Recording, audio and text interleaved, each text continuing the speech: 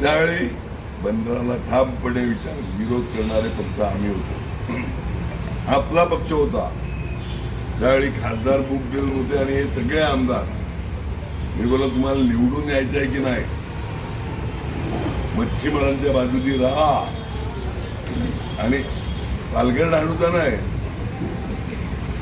हा थेट थाईपासून ते उत्तनपर्यंत सगळ्या मच्छीमारांचा प्रश्न आहे.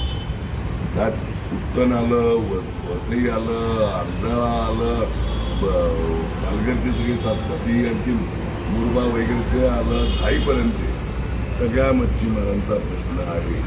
आणि हेच पालकमंत्री भलावण करण्याकरता तिकडे आणि यांचा एक दीडशाणा आम्हाला दलाल बोलून फार आम्ही विरोध करतोय. दलाले पैसे गोळा करणारे म्हणजे दलाल हे आहेत. मी आज आरोप